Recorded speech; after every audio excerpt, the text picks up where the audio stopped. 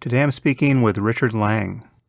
Richard is a longtime student of Douglas Harding's and has spent 40 years teaching what he calls the headless way, very much in the spirit in which Douglas taught it. He's written several books based on his own experience teaching and also brought together much of Douglas's work. And you can find more of his material at headless.org. Douglas was an architect by training and then devised his own very creative way of talking about the nature of awareness. He really stepped out of every traditional way of teaching and came up with his own metaphors and procedures. And the core of his teaching surrounds this experience of what he called having no head. And he wrote a book by that title, on having no head. And I've long thought that while there are some liabilities with this way of teaching and practicing, and I discuss some of those with Richard here, it is a uniquely accessible way of unmasking this experience of selflessness. Many people get it who I'm convinced would not get it by being given more traditional instructions. Now, what they make of it is another thing. It's quite possible to not see its significance initially. And again, I talk about that with Richard.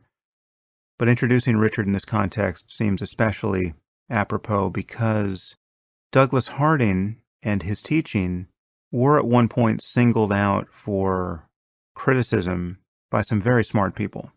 In fact, by my friend Dan Dennett and his collaborator Douglas Hofstadter in their book, The Mind's Eye. And I wrote about this in my book, Waking Up, because this was really a crystal clear moment of, again, very smart people who consider it their full-time job to think about the nature of the mind, having no idea what they're talking about when it comes to a first-person method of investigating it.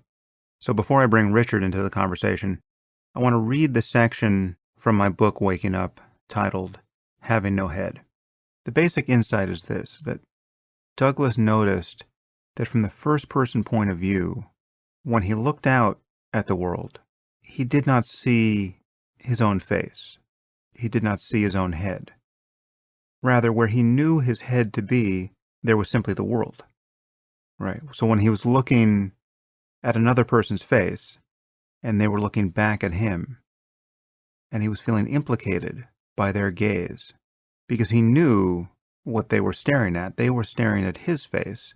He noticed that as a matter of direct experience, there's no face there.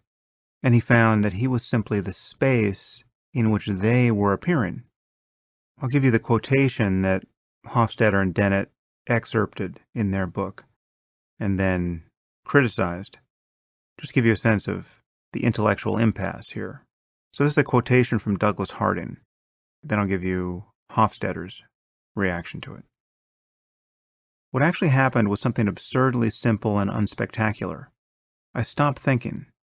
A peculiar quiet, an odd kind of alert limpness or numbness came over me.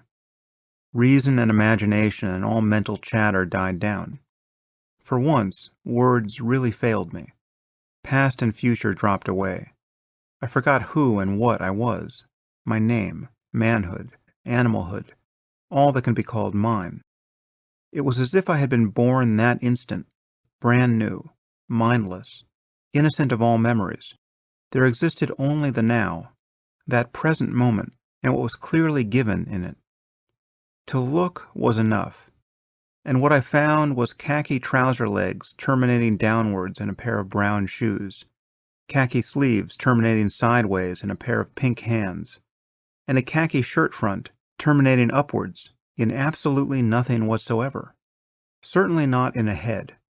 It took me no time at all to notice that this nothing, this hole where a head should have been, was no ordinary vacancy, no mere nothing. On the contrary, it was very much occupied. It was a vast emptiness, vastly filled, a nothing that found room for everything, room for grass, trees, shadowy distant hills, and far above them, snow peaks, like a row of angular clouds riding the blue sky. I had lost a head and gained a world. Here it was, This superb scene, brightly shining in the clear air, alone and unsupported, mysteriously suspended in the void. And this was the real miracle, the wonder and delight, utterly free of me, unstained by any observer. Its total presence was my total absence, body and soul. Lighter than air, clearer than glass, altogether released from myself. I was nowhere around. There arose no questions, no reference beyond the experience itself, but only peace and a quiet joy, and the sensation of having dropped an intolerable burden. I had been blind to the one thing that is always present, and without which I am blind indeed to this marvelous substitute for a head, this unbounded clarity, this luminous and absolutely pure void, which nevertheless is, rather than contains, all things. For however carefully I attend, I fail to find here even so much as a blank screen on which these mountains and sun and sky are projected, or a clear mirror in which they are reflected, or a transparent lens or aperture through which they are viewed, still less a soul or a mind to which they are presented, or a viewer, however shadowy, who is distinguishable from the view. Nothing whatever intervenes, not even the baffling and elusive obstacle called distance. The huge blue sky, the pink-edged whiteness of the snows, the sparkling green of the grass, how can these be remote when there's nothing to be remote from? The headless void refuses all definition and location. It is not round, or small, or big, or even here as distinct from there. Okay, so that's the end of Harding's quotation, and then here is my follow-up text. Harding's assertion that he has no head must be read in the first-person sense. The man was not claiming to have been literally decapitated. From a first-person point of view, his emphasis on headlessness is a stroke of genius that offers an unusually clear description of what it's like to glimpse the non-duality of consciousness. Here are Hofstadter's, quote, reflections on Harding's account. So now I'm quoting Hofstadter in the book he co-authored with my friend Dan Dennett. We have here been presented with a charmingly childish and solipsistic view of the human condition. It is something that, at an intellectual level, offends and appalls us. Can anyone sincerely entertain such notions without embarrassment? Yet to some primitive level in us it speaks clearly. That is the level at which we cannot accept the notion of our own death. End quote. Okay, so back to me. Having expressed his pity for batty old Harding, Hofstadter proceeds to explain away his insights as a solipsistic denial of mortality, a perpetuation of the childish illusion that, quote, I am a necessary ingredient of the universe, end quote. However, Harding's point was that I is not even an ingredient, necessary or otherwise, of his own mind. What Hofstadter fails to realize is that Harding's account contains a precise empirical instruction. Look for whatever it is you are calling I, without being distracted by even the subtlest undercurrent of thought, and notice what happens the moment you turn consciousness upon itself. This illustrates a very common phenomenon in scientific and secular circles. We have a contemplative like Harding, who, to the eye of anyone familiar with the experience of self-transcendence, has described it in a manner approaching perfect clarity. And we have a scholar like Hofstadter, a celebrated contributor to our modern understanding of the mind, who dismisses him as a child. Okay, so that's a very clear illustration of the intellectual impasse.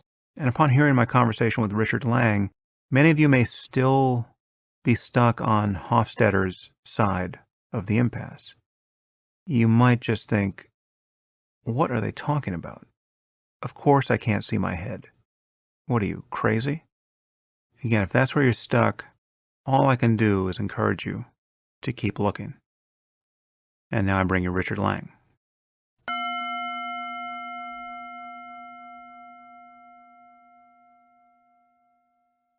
I am here with Richard Lang. Richard, thanks for joining me.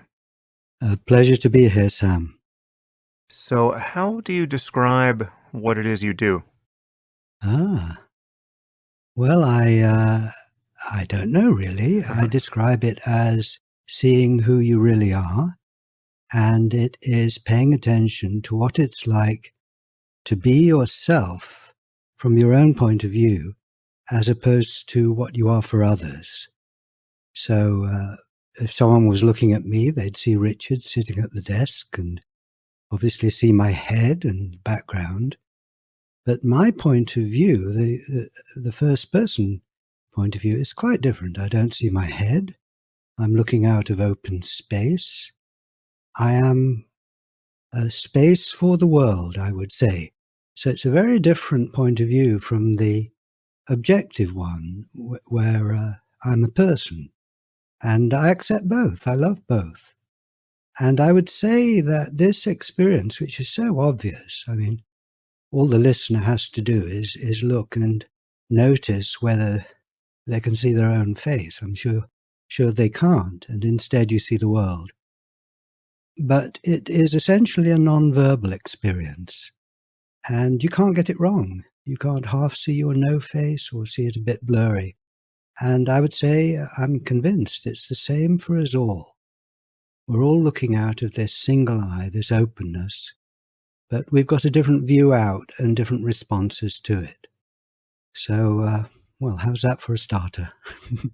Yeah, well, so I want to get into the experiential component of this, but we should talk about how you got into this position of teaching people about the nature of Yes, awareness. And we'll talk about your teacher, Douglas Harding, who I've mentioned many times, both in my app and yes. on my podcast. But before we get to Douglas, did you have a background in meditation or any other contemplative tradition before you stumbled upon Douglas?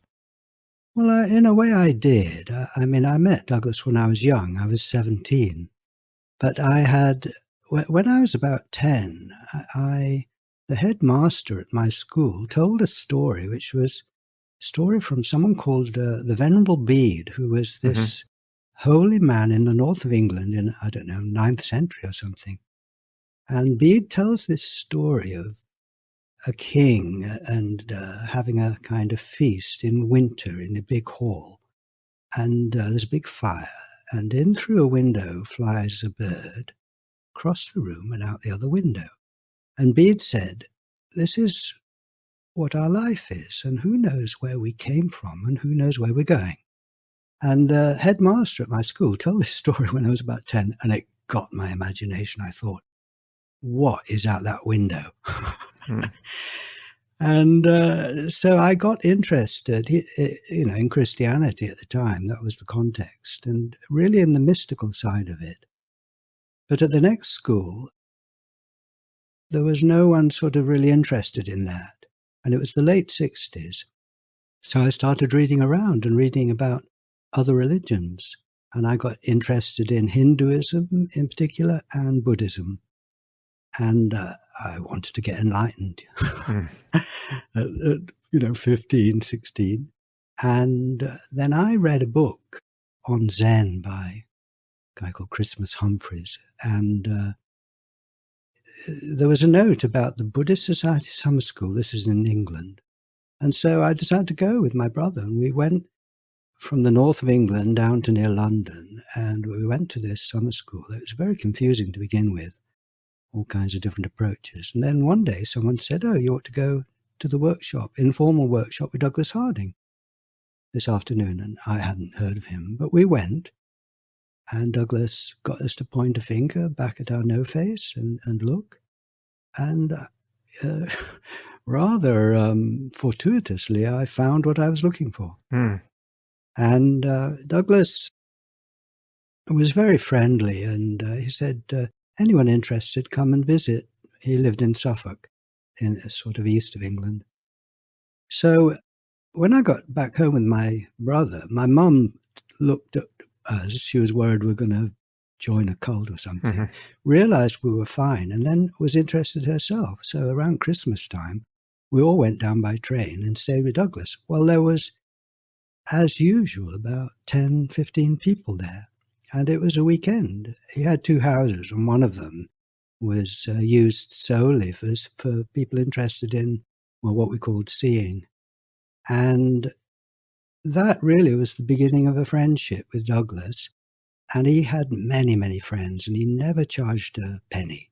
It was always just come and be with us, if you're interested in this. And for whatever reason, I also felt drawn to actually sharing it. Most people don't really, but I did. And I recognized somehow at an early age that this was a fantastically effective, simple way forwards in terms of sharing the experience of who one is. And so shortly after that, I went to university not far from him in Cambridge. And I used to go down every other weekend and started to go to his workshops and just to help out. And I sort of got used to the experiments and making them up and all of that. So I started, it was just the way it occurred to me I want to be involved in sharing this. Mm. So even while I was at university, I was running workshops in my college room. What were you studying at Cambridge? Well, I was studying history, Mm. although the main thing I was studying was seeing who you really are. And, as I say, I used to go down to Douglas's house all the time and made many friends. And one of the things that was true about that community, because he really made friends. His friends were people who were interested in this. And it was clear that there was no hierarchy at this level because you can't half see your no face or see it better than someone else. And Douglas always was very kind of strong on that. So I sort of, looking back, I kind of grew up in a mini community where seeing who you are, as we call it, was normal. All my friends were headless. Mm. So people who have heard me speak about Douglas will know that it's been in the context of his central empirical injunction, which is to look for your head and notice that you fail to find it, and we'll go over that a bit.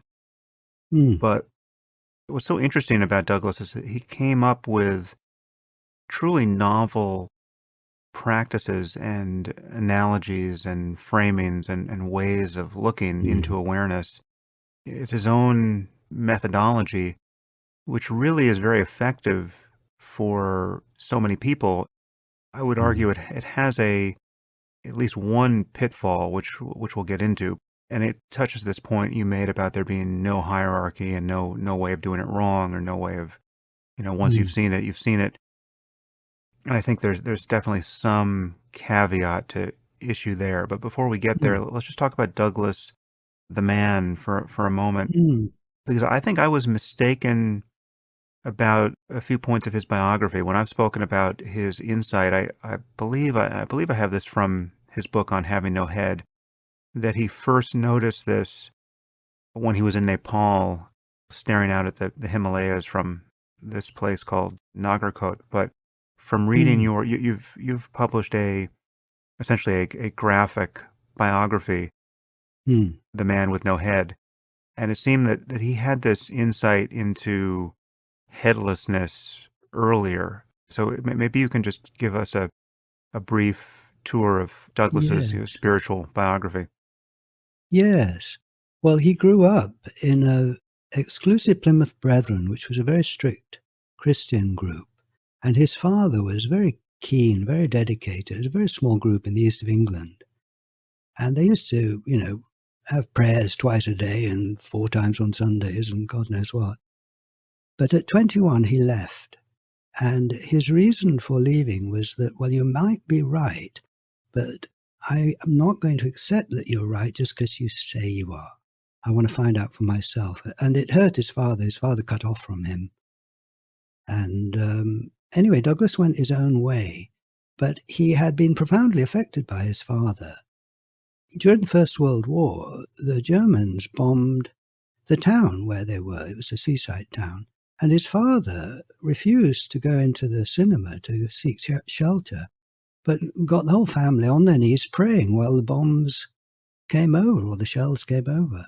And he said, I'm going to put my faith in God. Well, Douglas rejected the sort of kind of, the peripherals of the religion, but he was affected by this deep faith somehow. And this sense of the importance of meaning, something like that. Anyway, at 21 he left, and then he started inquiring. He was training and then working as an architect in London.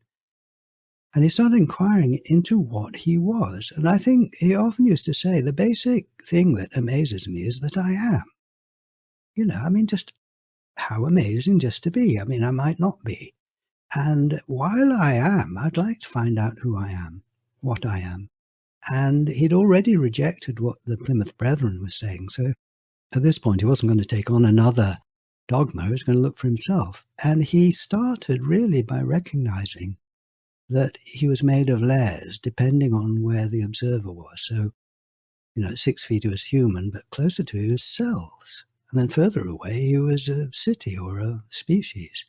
And this sort of enabled him to sort of cross the boundary between his skin and the rest of the world.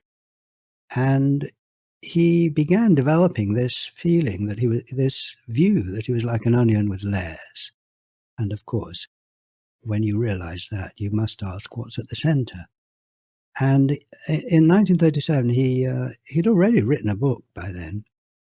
And he went to India with his wife, and they had 2 children there, and the war broke out. And although he was a successful architect there, his main interest was this inquiry into what am I? I've got books of notes from those years, drawings and maps and, mandala kind of things with these layers. Anyway, in about 1943, he'd come to the position that he realized he was made of layers, and that the nearer you got to the center, the less there was. So it made sense that he was kind of no thing at the center, but he couldn't seem to experience that. It was just a guess. And then he was reading a book where there was an article or a section by Ernst Mach, physicist. And Mach, it's a fairly well-known picture, drew a self-portrait, not of what he looked like at 6 feet, but of what he looked like from his own point of view, which of course is headless, with his nose, about 10 feet tall. Yeah. Because if you close one eye, your nose goes from the ceiling to the floor. And when Douglas saw this, and he was probably sitting in the Imperial Library or somewhere in Calcutta, he suddenly thought, that's it. And it was not a big wow, he used to say. It was just like a cool recognition.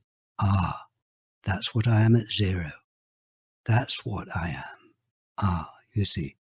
Now, on Having No Head, as you quite rightly say, he talks about walking in the Himalayas and seeing it there.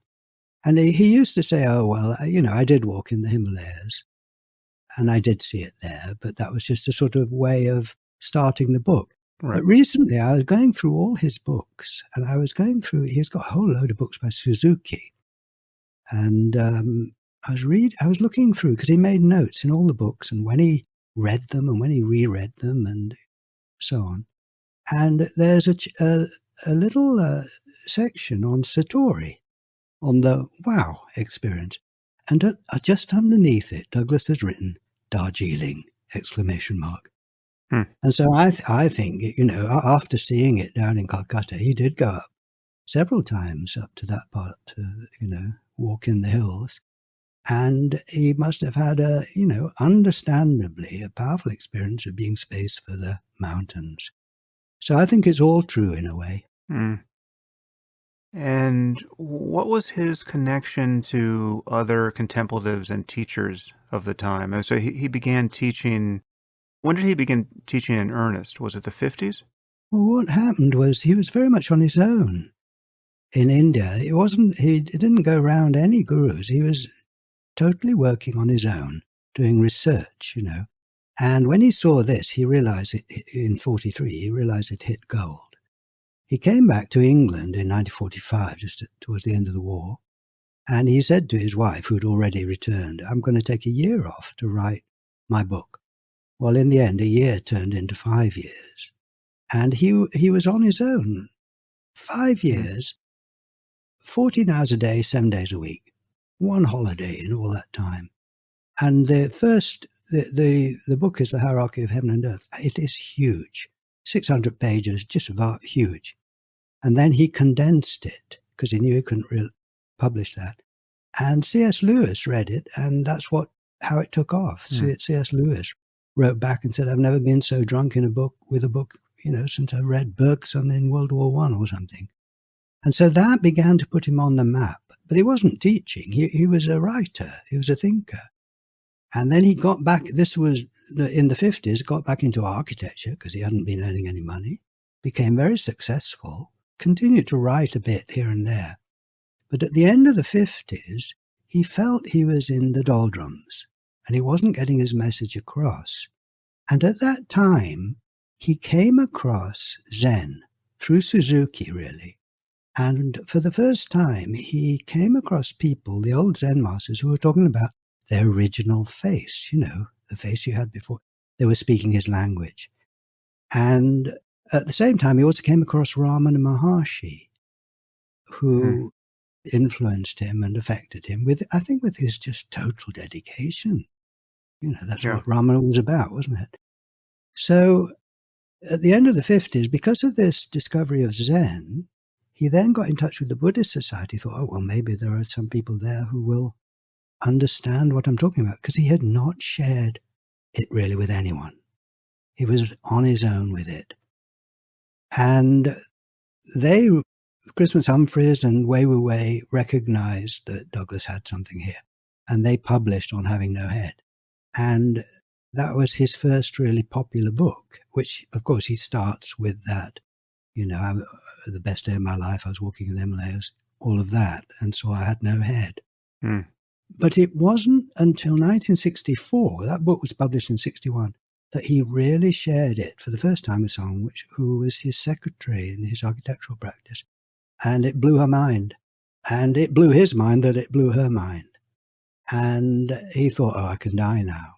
I've shared it with one person, And then the next year, up in the north, Manchester, he said, my God, things are taking off. I shared it with 2 more people. So this is early days. Now, around that time, he built his second house just over the road from his first house. And that became just, I hadn't known why really he was building it. That became a potential meeting place for people interested in this. And he was teaching comparative religion. And in the course, he would share the headless experience. And so people began gradually to meet. And that's where the community started in the mid-60s. And it was towards the end of the 60s that he began to invent his experiments. And he always wanted to share. And he was doing, before the experiments really, the experiments were always there in a way, because the experience of your headless nature is so direct, But he got the idea of the experiments, and in the late 60s and early 70s, in 1972, he produced a toolkit with all the experiments. And I was around then, and we were making them up, and I helped him make the toolkit. We used to go down for a week and, work on it. And he was very creative. He was always coming up with a new way of kind of sharing it. He was on the job 24/7. So if you went to his house, you couldn't go unless you were interested in seeing. And as soon as you walked in the door, before you walked in the door, you were aware of who you were, because that's what it was all about. And everyone else was. And at the Buddhist Society, they said, you'll always know where Douglas Harding's friends are because they laugh a lot.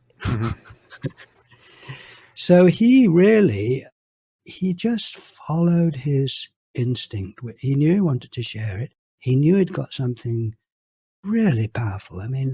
He just believed in it. He thought, this is a breakthrough. We've been talking about a true nature for centuries. Now you can see it, you see. Now you can point at it. Now you can see your face to no face. It's not abstract, this is concrete. Face to no face with others. You're looking out of a single eye. So he wrote a book in the 70s called The Science of the First Person. This is a science. The science of objects, you look at them, the science of the subject. And he said this, your experience of yourself, which is space for the world, is as valid as other people's experience of you, which is an object in the world. Mm. Yeah, so he never stopped. I mean, he just never stopped. He was always on the job. He developed a model in the 1970s, the Universe Explorer model. He wrote many books, articles, traveled incessantly. In The Man with No Head, you detail at least two of his meetings with prominent Buddhists at the time, one with Alan Watts and one with Philip Yeah, Kapleau. yes. It seemed like with Watts he had a meeting of the minds, and with Kapleau he didn't, or at least it was an odd encounter. Is there more to that story? Well, with Kapleau, the first meeting was good. And Kapleau first came and visited Douglas at his house. Hmm. And it was a warm occasion. And he came all the way into the country. He was passing through England, and with a monk, they made the trip. And he said, "This is the spiritual centre of England." That was his comment. And invited Douglas to Rochester. And but the second time, like in my book, Kapleau sort of did this Zen testing thing where, and Douglas didn't go for that. He said, "I've just come to share something. I've come to be tested." But there's letters. I've got all Douglas's letters and stuff, and there's letters afterwards where they're warm between each other, and Douglas didn't hold a grudge at all. Hmm. You know. That's kind of a Zen shtick to Yeah. use paradox and weird tests to demonstrate the nature of mind, but it can certainly misfire. And there's a famous story of Kalu Rinpoche, who's a great Tibetan meditation master, meeting, I think it was Sasaki Roshi. I forget which Zen master. I think it was Sasaki. And at one point, the Roshi held up an orange and said, "What is it?" And Kalu turned to his translator and said, "Don't they have oranges in Japan?" So Yeah, the cultures sort of missed each other there. yeah. Okay, so let's jump into the experience and do our best to introduce people to it. Hmm. I guess we should say that unfortunately many of the experiments that Douglas devised are highly visual, and we can talk a little bit about the primacy of vision as a context in which to see this experience. And this is the kind of thing that it can be recognized with your eyes closed too, but many of us have found that that's a subtler thing to recognize. So I guess with that limitation on, I mean, just knowing that we can give people instructions that they do with their open eyes that reference vision as the primary sense, but we just have to recognize that, this is going out in pure audio form. So it all has to be intelligible. So with that Sure. proviso, how would you how do you instruct someone who is contemplating this for the first time? Yes. Well, I could just take you and them or whatever Yeah, through just a please. little process that includes closed eyes Mm-hmm. and, being aware that we're just audio here. Okay. Well, as you say, a lot of the experiments are visual, and you can just notice you can't see your face now. But a very simple, direct thing to do, which I think is worth doing, is to actually point. So if the listener is willing to play a bit, I would ask you just to get your index finger of your right hand or something and point out. So you've actually got to do it because it's just making clear the arrow of attention is out. So you might be pointing at the table or a vase or a window, and you're looking along your finger and there's a thing. Now what I want you to do is just turn your finger 180 degrees around to point back at the place you're looking out of. And notice what you see there or what you don't see. Because I don't see anything right now. I don't see my face, don't see my eyes, don't see any shape or movement or anything. So I would say I'm pointing at my no face, at this space here, this stillness, this silence even. And this outward and inward is a two-way pointing thing. So that's a kind of useful gesture to bear in mind. Mm. So just starting visually, I'd say, well, you can't see your face. I'd say the inward pointing arrow of attention is pointing at nothing, space. Now, this is a nonverbal experience, so I'm putting words on it. I'm absolutely convinced everyone is aware, can see this because you can't see your head. Instead, you see the world. But you may choose different words from me, so that we accept that. So I'd just like you first to notice several things about the view out from this space. That it's a sort of oval view, the field of view, and it fades out all the way around. So whatever you're looking at is most in focus, and then when you get to the edge, as it were, it fades out, and then you can see nothing around it. And I take that seriously. It's sort of hanging in nowhere. The view, there's nothing above it, nothing below it, nothing this side of it. It's just hanging in space. And it's single. So if you look at any two objects, you say, well, that one's bigger than that. You can compare the size. It's relative. I say now, look at the whole view. How big is it? And there isn't a second one to compare it with. So I can't say how big it is. And so the two things to notice here, well, two or three. One, it's single, the view out. I might hear about your view, but I don't experience it. In my own experience, like you say in the app, as a matter of experience, there's just one view. It fades out into nothing. It's not inside anything. I can't say how big it is. Now, close your eyes. See? Now, so you've got a kind of darkness, which, again, is in your app. As you say, it's kind of lit up. It's not just nothing. There's something there. Let's call it darkness. It's not uniform darkness. Now, how big is that darkness? Well, there isn't a second one to compare it with. It's single, so I can't say. And is it inside anything? Well, just like the visual view, no, I could say it's in space or awareness or consciousness. Now I move my attention to sounds, and I hear this voice coming and going, and other sounds. So if I use the same kind of words, the field of sound, like the field of vision, that's all the sounds. How big is it? Well, there isn't a second one to compare it with. And is it inside anything? No, or I say it's in silence. So these sounds are coming out of the silence, going back in. And I think you see here, developing the first person language. I am the space in which the darkness is happening. I am the silence in which the sounds are happening. Now I move my attention to body sensations.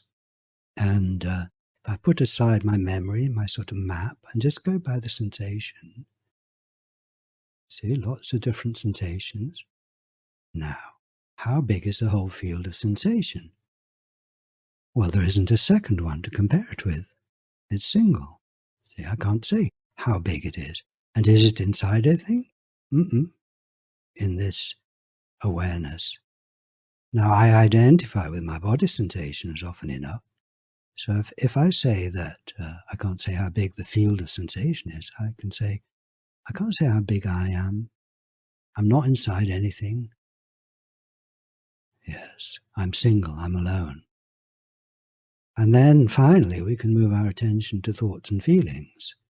So think of a number, there's a thought, you see, and think of the face of a friend and the affection you feel, feelings, see, or anything, problem and anxiety that comes up, challenge you've got. Now, how big is this very complicated field of mind? Well, I don't experience a second one to compare it with. See? And where is it?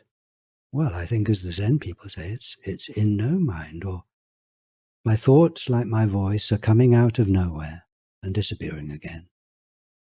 And this is who I am, this open space. And this is who we all are, you see. So I don't know what you're thinking, Sam, or what you're feeling, but I'm convinced you're the same indivisible space containing your particular view, you see. So now when we open our eyes, well, what really changes? The space is full of colors and shapes, magic, but one is still this single space that contains everything. So that's pointing out the obvious. Yeah, well, that was a great tour. So let's start with the place we started with, the open-eyed considerations of pointing at one's own face Hmm. and noticing that there's nothing to see. Hmm. And I want to just try to channel the skepticism that some Hmm. listeners may feel. And this may be the kind of thing you've heard a lot, but Hmm. and if you can think of other challenges that don't occur to me, feel free to raise them. But Hmm. I can imagine someone saying, well, of course I can't see my face. I can't see my own eyes, but I know they're there, right? And so Hmm. what's the significance of this? You seem to be suggesting that there's something profound about the eye not being able to see itself, but I know I have a head, I know I have a face, I know I have eyes in the middle of it. What's the point of this? Yes, I think there are different ways of approaching this, and I'm really not in the business of trying to persuade or convince anyone for a start. I'm just happy to be this, and if people are interested, I'll respond. But if they are interested, I say, well, you say that my head is here, you see my eyes, and I know you can see it from, say, 3 feet or 6 feet away. But what I am depends on the range, on where you are looking from. And if you come up to me, then you see my face, but come closer, you'll see a patch of skin, and come even closer if you've got the right instruments, and you'll find cells, molecules, atoms, particles, almost nothing.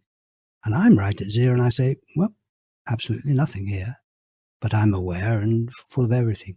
So I say, well, of course I've got a head, I've got eyes, but it's a matter of where I keep them.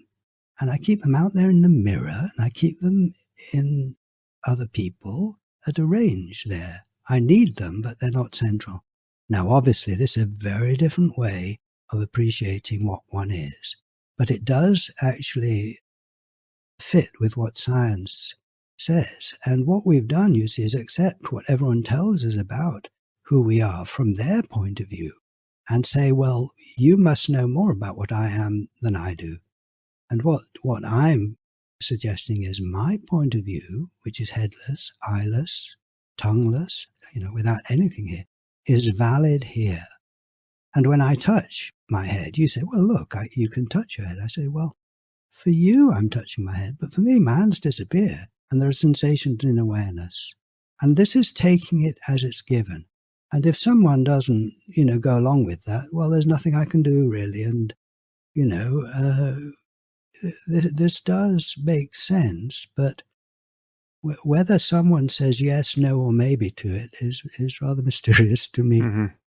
This gets to what really are the kind of unique strengths and liabilities of this way of pointing, because I've been convinced for a long time that what Douglas was getting at here, it really is the fundamental insight into selflessness that is provoked in Dzogchen pointing out instruction, or is sought by really every method of meditation, certainly in the East.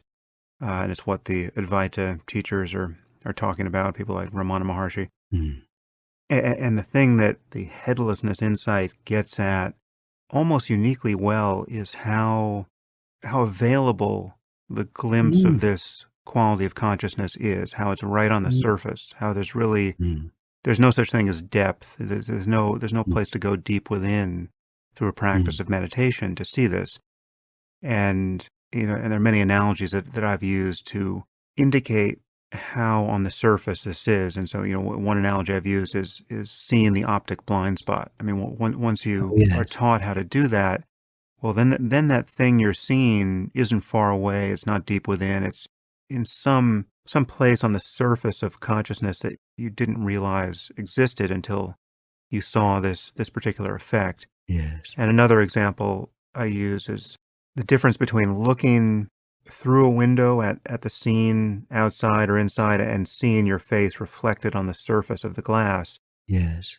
And that if the goal were to see your face and someone is looking through their face out Yes. at the scene, how do you tell them to recognize their face? Just how long should it take? How deep must they go? And really the answer there is that they just have to change their plane of focus and they'll see their Yes. face instantly.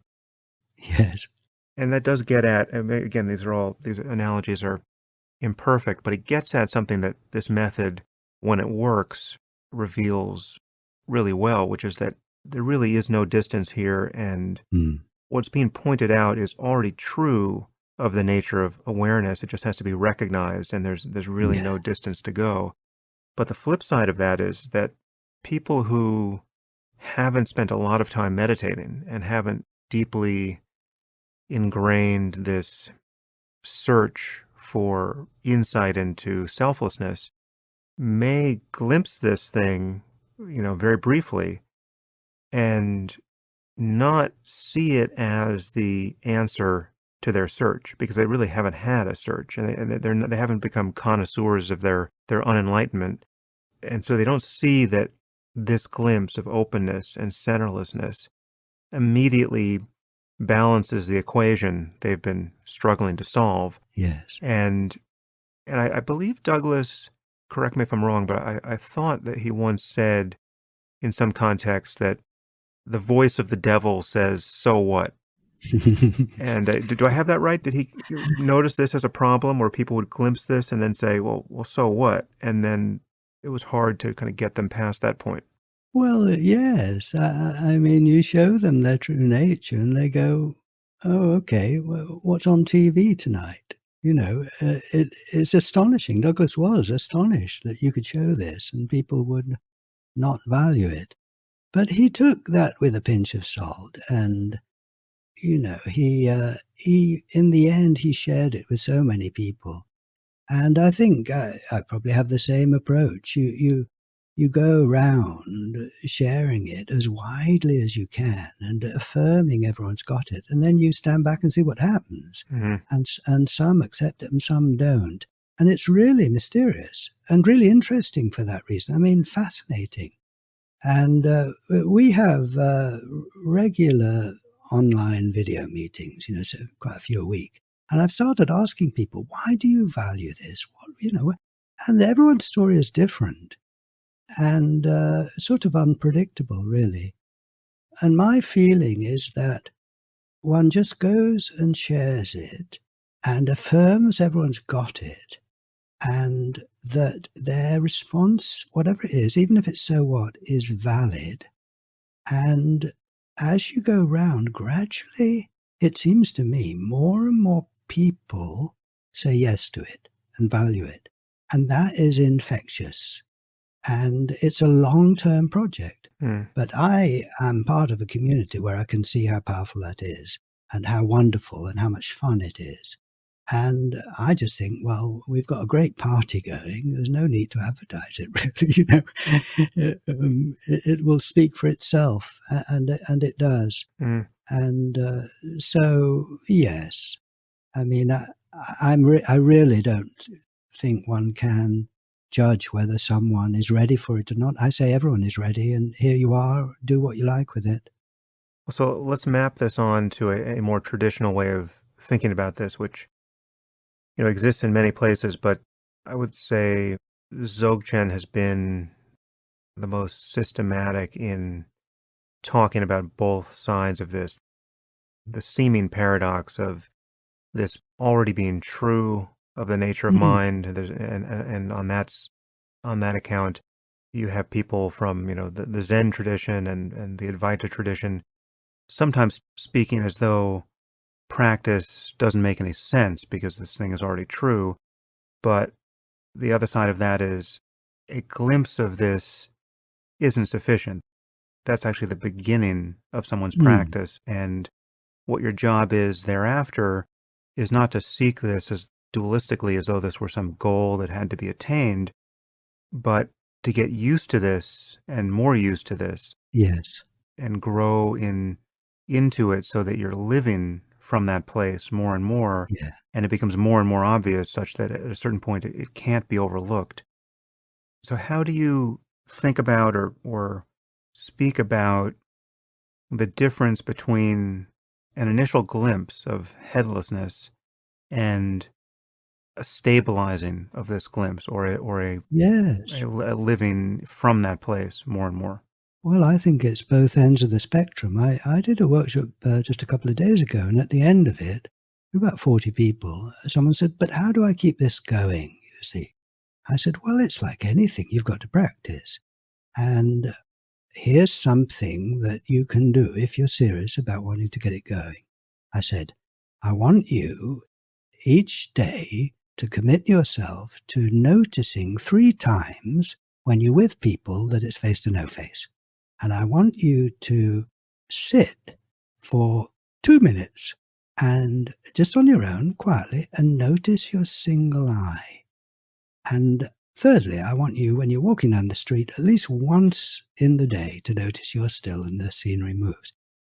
It's both. You've got it, you can't lose it, you're home, but you have to practice it. You have to draw on it. Hmm. You have to yes, let it into your life. Yes. Yeah, and I think it's important to recognize that doing this in the presence of other people makes it especially vivid, because our Oh, yeah. sense of separateness is not only visually anchored more than in any other sense domain, but it really is ramified socially, right? So we feel this contraction of self very much in relationship to others, and it's what this self-other dichotomy. Yes. One could argue it's two sides of a single coin that gets forged at some point in our development. And if you can just imagine the difference between, you're looking across, let's say you're sitting in a cafe and you're looking across at somebody else sitting at another table, a stranger, and they're reading a book, say, and they're not aware of you. And then in the next moment, the person looks up and is Yes. looking directly into your eyes. And so there's that moment of eye Yes. contact Yes. with a stranger. And that transition from merely observing someone in the world to feeling in a very visceral way that you are now an object in the world for them. They're aware of you. Yes. Yes. For most of us, that heightens this feeling. It's not an accident that we call it, self-consciousness. We become Yes. aware that others are looking at us. We sort of project our eyes outward and, objectify ourselves by the direction of their gaze. And if in moments like that, whether you're, looking at a stranger or with more appropriate social cues, actually talking to someone who has Mm. invited the relationship. So you could be talking to a friend or whoever. If you look for yourself, if you look for your head in those moments and fail to find it clearly, if there really is just this openness where you thought Yeah. yourself to be a moment before, in which the other person Yes. is appearing, that can make this non-dual awareness especially vivid. Absolutely. It may be helpful just to briefly describe what I think of as the 4 Mm. stages of development, because it includes discovering the self. So, shall I just do that? Yeah, that'd be great. Okay, so stage 1 is the baby, and I'm using my own language here, but the baby is first person, headless, at large.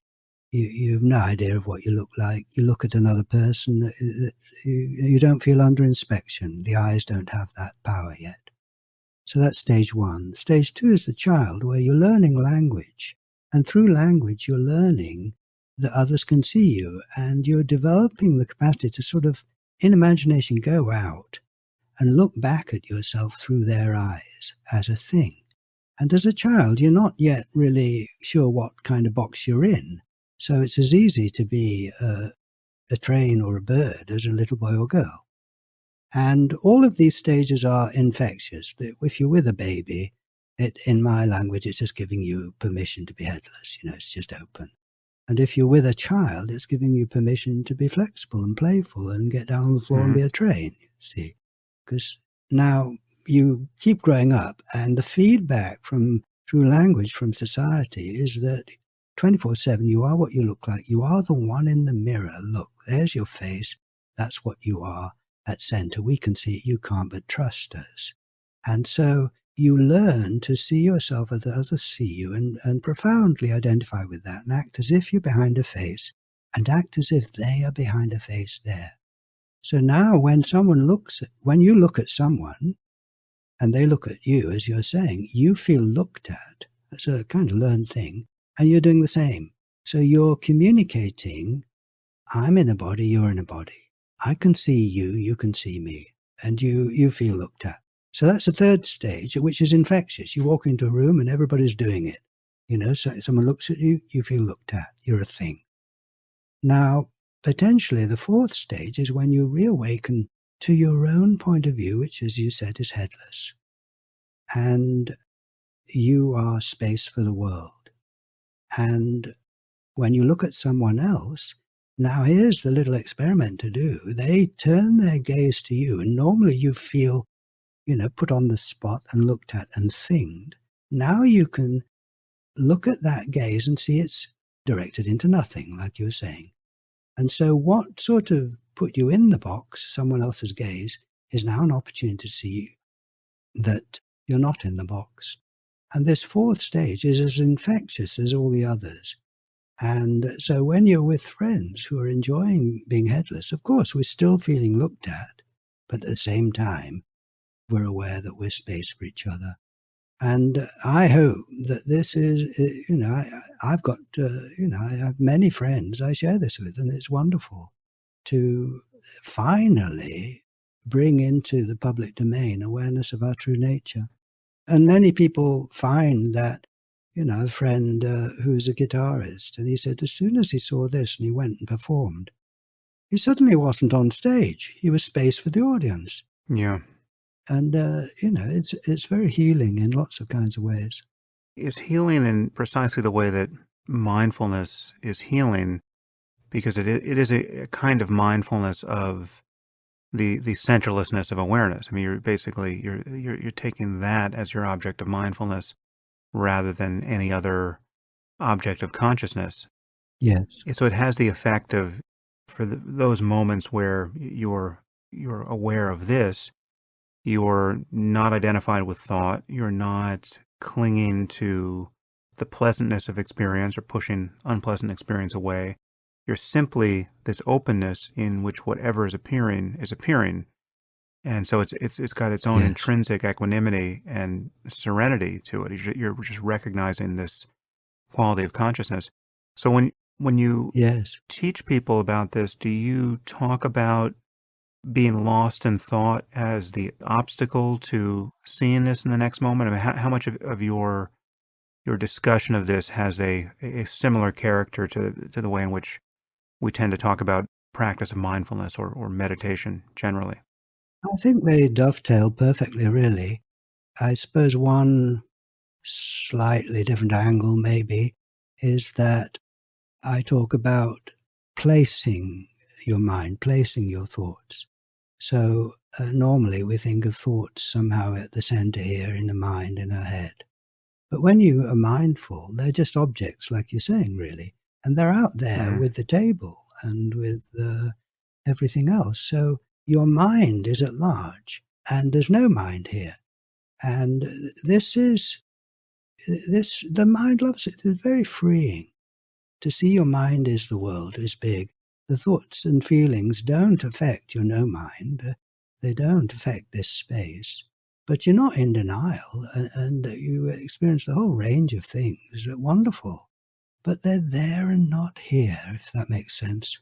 Yeah. I mean, the way I have put that before is that the world you see with your open eyes is the same place where you're thinking and feeling, and Exactly. I mean, you can actually see that, at least visually. You can see that in just superimposing a visual image onto the physical world you're looking at, right? So it's just, Yes. people can do that with a greater or lesser degree of vividness, but something happens there if you're staring at your table and you imagine a, very small horse and carriage on it, right? So something No. there is different than when I say, imagine an elephant on it.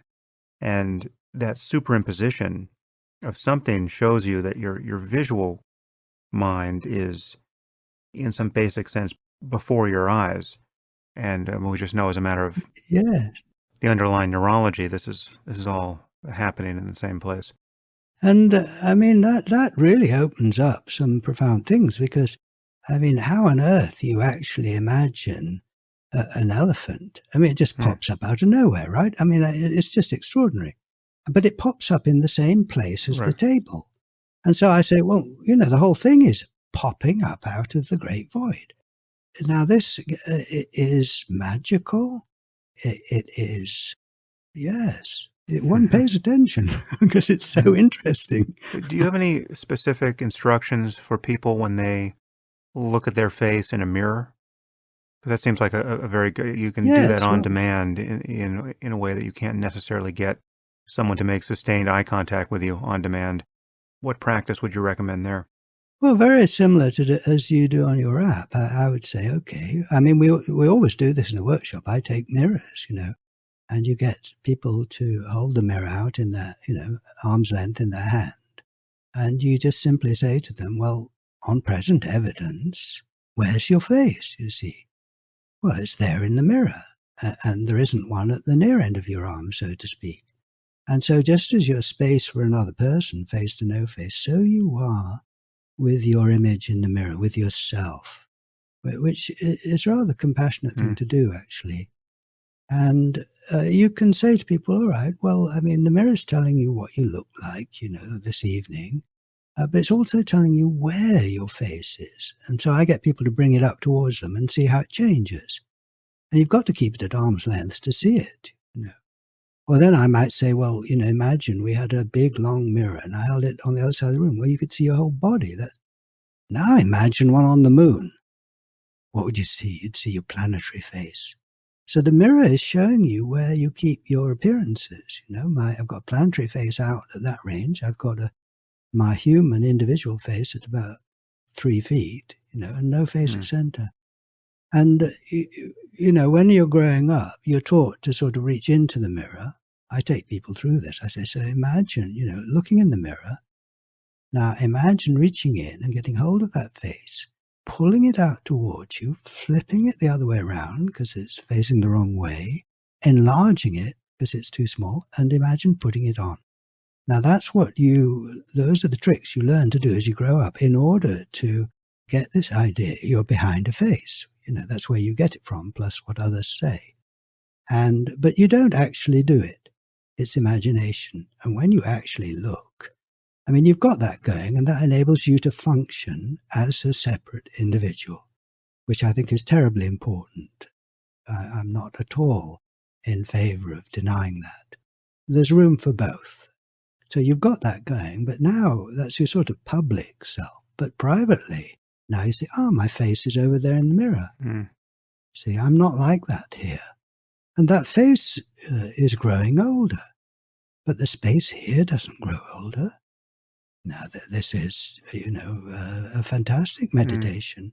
Yeah, one of the things I love about this emphasis in practice is that it seems to bypass a pitfall that many of us have noticed in ordinary mindfulness, because ordinarily with mindfulness, you're being taught to become more and more aware of the kind of the micro changes in physiology. In maybe most people start with the breath and become very aware Mm, of your body and ultimately appearances in mind, thoughts and feelings, intentions. And until you can do that in a non-dualistic way, there can be this kind of uncanny valley effect where what you're becoming is more and more self-conscious in many circumstances, right? So you become more aware of mm, your own kind of neurotic entanglement in each moment, and it can lead mm, to a stage in your practice where you're not, you don't feel that you're being benefited by doing so much meditation. In fact, you're becoming somebody who is less functional in some way, because you walk up to the cashier right. in a store, and you've just got so much attention on yourself, and Yes. it's in some way less freeing than just being blithely unaware that it's possible to live an examined life in the first place. And so What this Right. approach does is anchor mindfulness to simply openness and free attention in particularly in those moments Yes. of social interaction, whereas you have no attention on yourself because you can't find yourself. You're simply the space Yes. of free attention in which this other person is appearing moment to moment. Yes. Yes. I don't think that the Headless Way bypasses any of these challenges, by the way. I think that one still has to work through all Hmm. kinds of things. But yes, but this is life, isn't it? Life is full of challenges. I mean, about 15 years ago, after being with the Headless Way for, 35 years, I suddenly began getting panic attacks. And that was rather shocking. And I don't know if you've ever had a panic attack, but it's rather Yeah. disturbing. It's out of your control. And what I realized this panic attack was about was fear of others. It was feeling separate. It went right, finally, I suppose, looking back, this deep sense of separation that I'd sort of managed in the space, Hmm. erupted. And I didn't really know what to do, but except I did know what to do, just remain open and inquire and pay attention and trust and all that. But, I tried various strategies, there are no others, there are no others, there are no others, there's no self. It doesn't work, you can only go so far and then So, and in the end, the way I found myself through this was I can't get rid of this sense of others and self. I've been trying. I can't do it. And I accepted it. And of course, I could see that accepting this sense of separation didn't disturb the space. It was in the openness. It was yet another thing arising. And I'd been trying to get rid of it. Well, of course, what you resist Right. persists. And as soon as I began to accept it, actually something wonderful came out of it, which was a profound valuing of the otherness of people and of the self within the one. The one was many, and the many were one. I didn't have to try and cancel out the many in order to be the one. So I'm saying this that, I think that even when you're seeing who you are, perhaps even more so, it shines a light Hmm. everywhere in the end, and it doesn't let you off anything. But these, what seem to be such difficult, strange things, God, why is this happening to me? They teach one something about the world that nothing else could teach. And this sense of, the world is me, profoundly me, yet it is profoundly other, is glorious. Yeah. Yeah, that's interesting because it does get at a distinction that the Buddhists really emphasize, to a point of pedantry, it seems in the end. But I think the distinction is important, which is the difference between asserting the oneness of what remains when you're no longer taken in by the subject-object perception and Mhm. not asserting anything really essentially is the notion of emptiness, Right. so it's not even one, Yes. it's not many. There is simply this unity of cognition and appearances, right? It's and so there's no Yes. many of us have experienced this at various points in practice and certainly met people who seem to be stuck in this place of kind of reifying an experience of oneness, and there's a kind of a Right. subtle Yeah. undercurrent of conceptualization continually happening there that's going unrecognized. Yes. You have to sort of work through those things, don't you? And in a workshop, one of the good things about doing a workshop is that there are lots of people there, and they can see that people react in different ways. And so you'll get someone who is going, wow, everything's in me, there's only one. And someone else goes, well, I can't see my head, but I don't get that. And my job at that point is to say, you've got it. You're just having a different experience, and it will change. And in effect, you don't get stuck in anything really. And sometimes I will say, if you wake up tomorrow morning after the workshop and you think, what on earth was all that about, all those experiments, Don't try and remember. Look again now. Don't try and hold on to any feeling of oneness or whatever it was. Just be clueless, like right now for me. Pay attention and see what's happening. Yeah. And this is life unfolding. This is living. This is glorious. This is spontaneous and unpredictable, Yeah. isn't it? Yeah. Yeah. So, Richard, is there anything that we haven't covered here that you think would be useful for people to recognize what we're talking about and work with it? Well, I'm aware we've just got audio. It's like, speaking on the phone.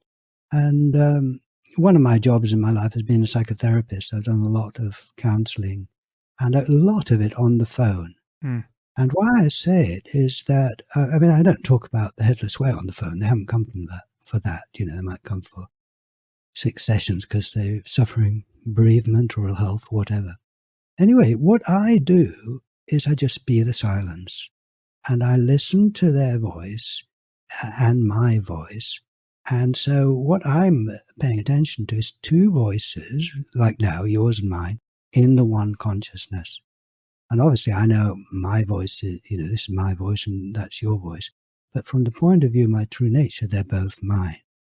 Now, this means, in a certain sense, that I position myself right where you are or where the client is, and I'm looking out of the same space and trying to feel my way into their world.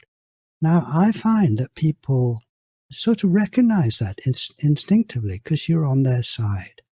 And so I'm saying this, that in my experience, this has so many applications in everyday life, and it's exciting and interesting. Yeah. That's an interesting way to frame it, because when you put it like that, it can become obvious that when I'm hearing you speak, I'm hearing your thoughts for the first time. I don't know what Mm. you're going to say Yes. next, but the truth is I'm in the No. same position with respect to my own thoughts. Yes. Right? I don't know what I'm going to think until the thought itself appears. And when I'm speaking like this, unless I've been, thinking Yes. and preparing what I was going to say and kind of waiting for you to stop talking so that I could insert what I had already thought out, the normal experience is to simply be thinking out loud. I mean, to be hearing my utterance precisely when you hear it. So I stand in the same relationship to Yes. both of our utterances, which is to merely hear them for the first time when spoken. And it's magical. Yeah. Yeah. It's magical. They're just coming out of the no mind or the silence or consciousness, whatever you want to call it, and going back in. I mean, how does that happen? I mean, it's just, yes. And it's so intimate, isn't it? 2 voices in one consciousness. Yeah. Yeah. Well, Yeah. it's a pleasure to bring your voice to this conversation. If people want to reach out or find one of your workshops or get your books, where would you direct them online? Well, our website is headless.org.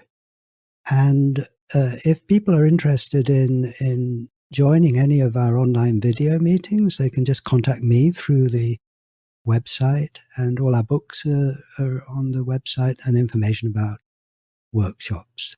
So feel very welcome to get in touch with me through the website, I suppose. Nice. Yes. Nice. And thank you, Sam. Often I get people, many times people saying, "Oh, I heard about you through Sam Harris." Oh, great. Yeah, so really, lots of friends come to workshops or contact me online, and it's through reading your book or your excellent app or the podcast. And so I just want to appreciate how you have, well, thank you for that. Yeah.